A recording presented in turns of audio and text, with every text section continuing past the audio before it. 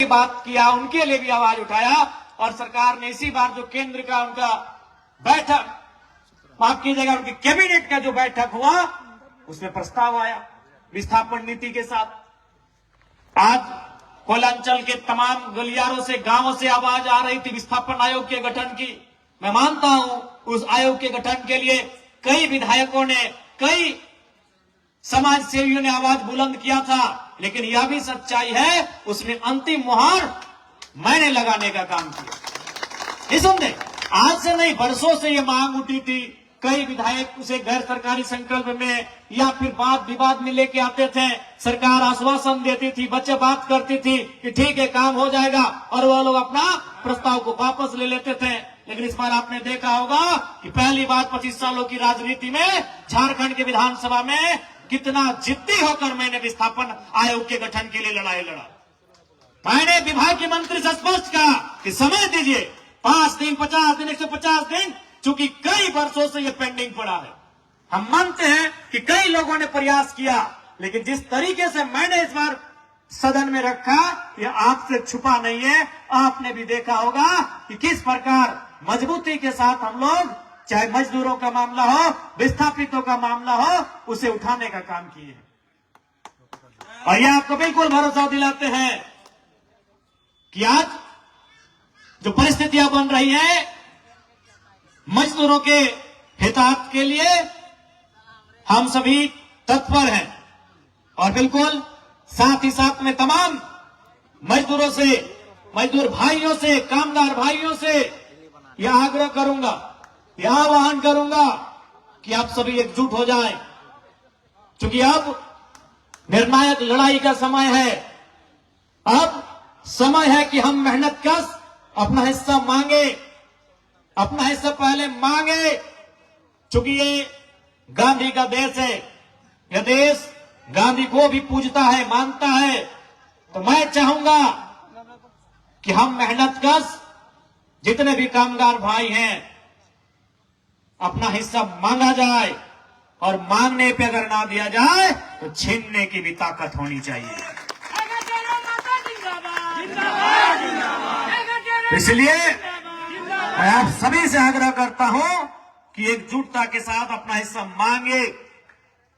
हिस्सा ना मिले, हक ना मिले तो छीनने की भी आवश्यकता है, वो जरूरत भी हमें करनी होगी। इसलिए क्योंकि मजदूरों के बिना ये दुनिया एक कदम नहीं चल सकती है। ये बड़ी बड़ी इमारतें मजदूरों ने बनाया है, ये कल कारखाने मजदूरों ने बनाए हैं, ये रेल की पटरियां मजदूरों ने बिछाई हैं। मजदूरों के बिना एक पग भी नहीं चला जा सकता। अगर एक मजदूर ठान ले, अगर मजदूरों ने किसी दिन पूरे देश में स्ट्राइक कर दिया ना, तो उस दिन देश में भूचाल आ जाएगा, कुछ भी नहीं चलेगा, कुछ भी नहीं चलेगा। इसलिए मजदूरों की ताकत को अनसुना ना किया जाए, किसी को नहीं करना चाहिए। कामगारों की ताकत को कोई अनसुना ना करे। कामगार ही देश को चला रहे हैं। अरे IAS IPS तो नाम के हैं, धरातल पर काम कौन चलाता है? वो कामगार लोग हैं। कहीं ना कहीं वो एक मजदूर के रूप में है। वो नियम कानून बड़े पदाधिकारी कितना भी बनाए, लेकिन गांव तक अंतिम व्यक्ति तक जो लेकर जाता है वो एक साधारण सा व्यक्ति होता है। इसलिए आज तमाम मजदूर भाइयों से आग्रह है, तमाम कामगार भाइयों से आग्रह है कि आप एकजुट होकर कामगारों के समस्याओं के समाधान की लड़ाई को लड़ी जाए। चाहे वो समस्या बेहतर वेतन से संबंधित हो, सुरक्षा से संबंधित हो, समय ड्यूटी की समय सीमा से संबंधित हो, सेफ्टी से सुरक्षित हो, संबंधित हो, या किसी भी प्रकार के मजदूर से संबंधित विषय हो, उन विषयों को एक साथ लाकर हमें एकजुट होकर लड़ने की आवश्यकता है। और विशेषकर कोयलांचल के क्षेत्रों में मुखरता के साथ, एकजुटता के साथ हमें कामगारों की लड़ाई को लड़ने की आवश्यकता है। आज इस राज्य ने,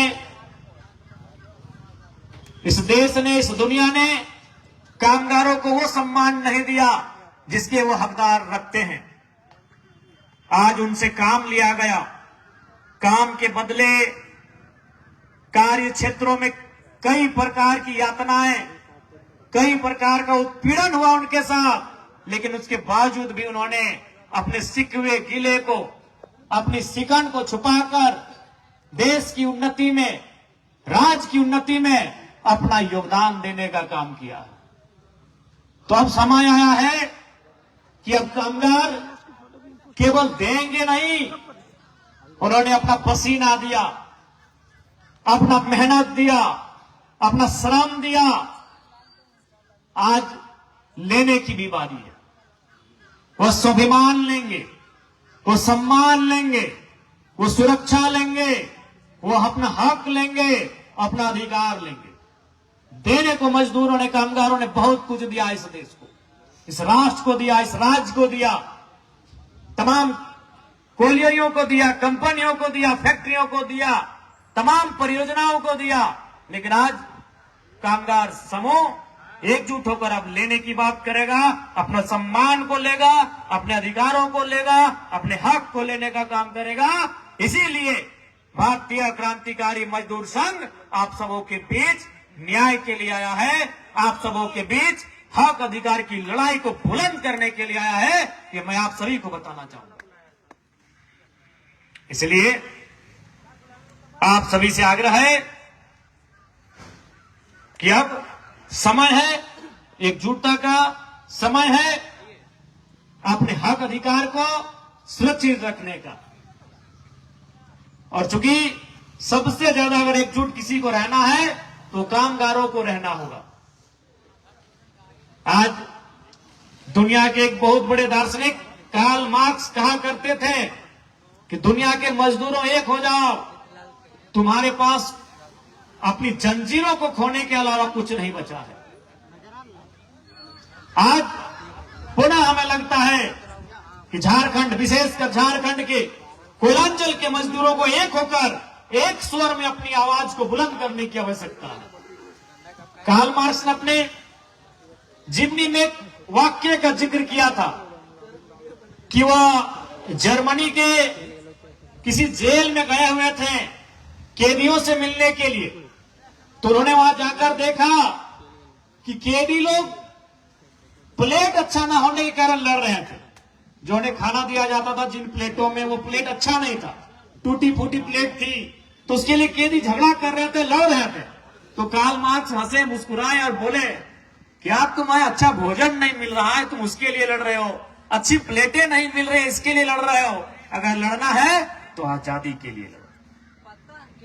इसलिए आज आवश्यकता है एकजुट होकर अपने हक अधिकार को लेने की, और उसके लिए भारतीय क्रांतिकारी मजदूर संघ आपके साथ खड़ा है।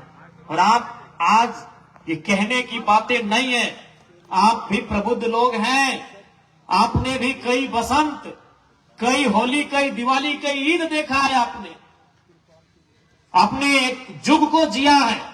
ये कहने की आवश्यकता नहीं है, लेकिन आज आप अनुभव करिए, इस झारखंड विधानसभा चुनाव के बाद मजदूरों के लिए किसी कंपनी के गेट के बाहर धरने पर कोई बैठा है तो हम सब बैठे हैं।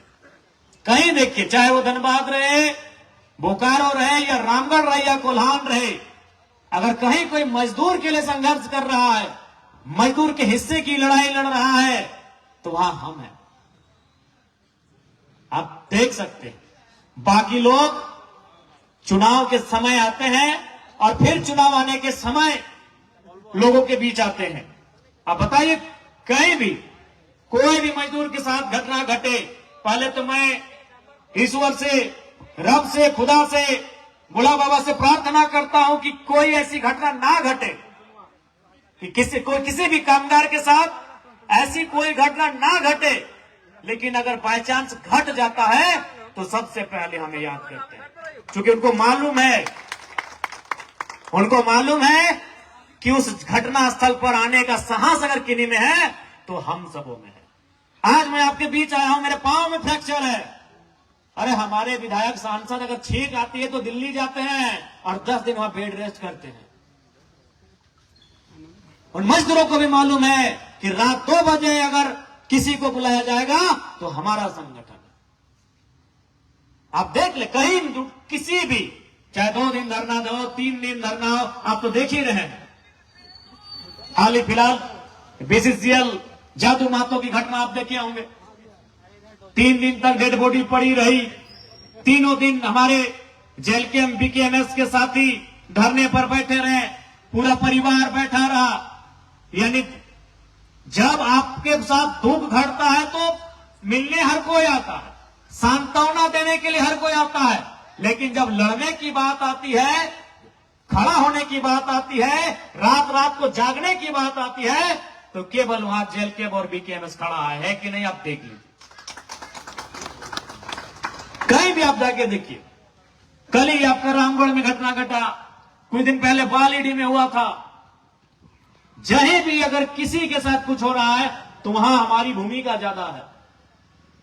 ऐतिहासिक प्रेम महतो के गोलीकांड के बाद जो पहली बार कई वर्षों बाद बोकारो को पूरा पूरा बंद किया था, उसमें हमारा योगदान सबसे ज्यादा था। हाँ, सबका योगदान था, हम नहीं कह रहे थोड़ा थोड़ा था, लेकिन सड़कों में जो भीड़ थी, अब जाके आपको याद होगा वो दृश्य, वो भीड़ हमारी थी।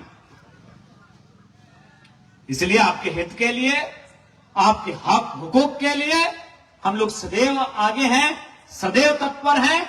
लेकिन एक शर्त यह भी है, आपको भी मालूम है, लोकतांत्रिक देश है, और लोकतांत्रिक देश में एक ही कहावत है, जकातीन जितना मूड़ी थी हो वो उतना मजबूत हो।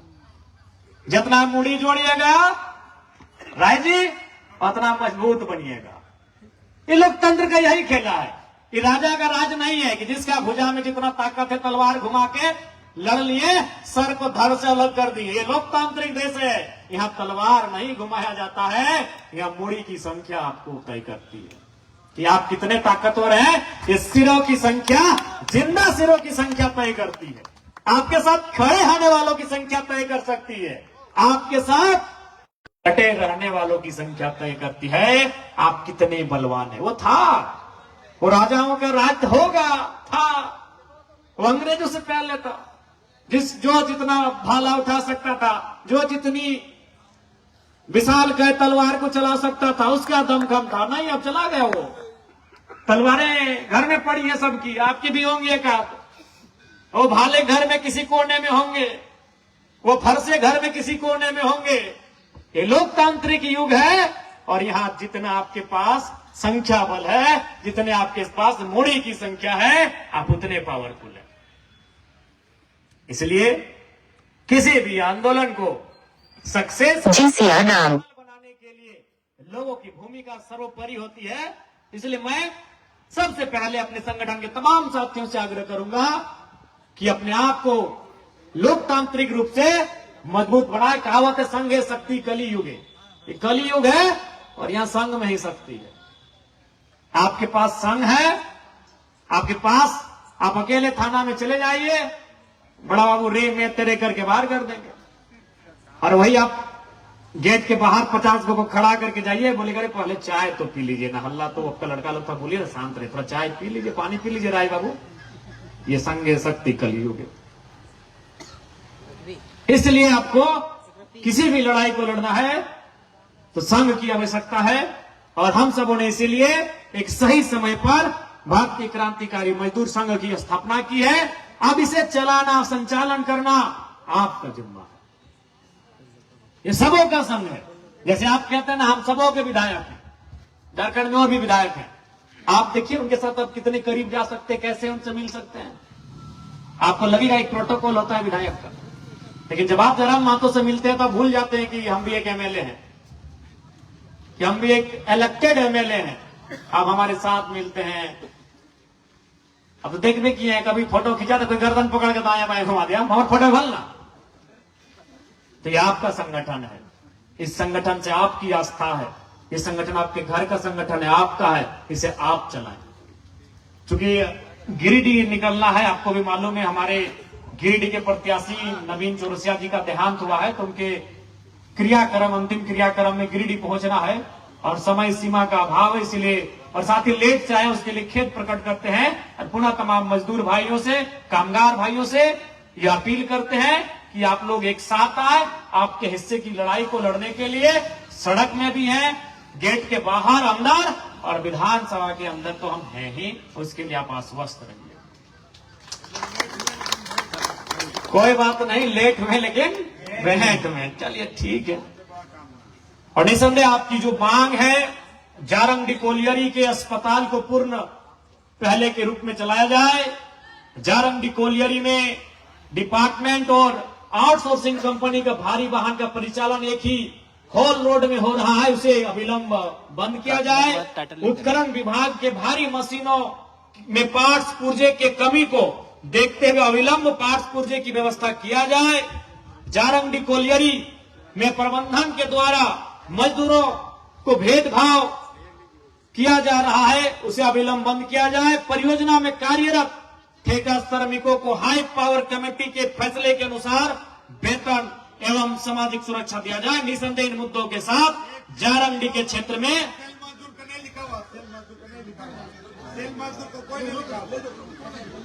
लड़ाई को लड़ने के लिए हम लोग तैयार हैं।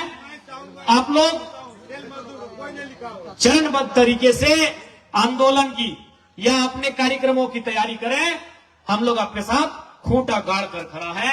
सभी मजदूर भाइयों को पुनः जोहार, नमस्कार, आदाब, सलाम।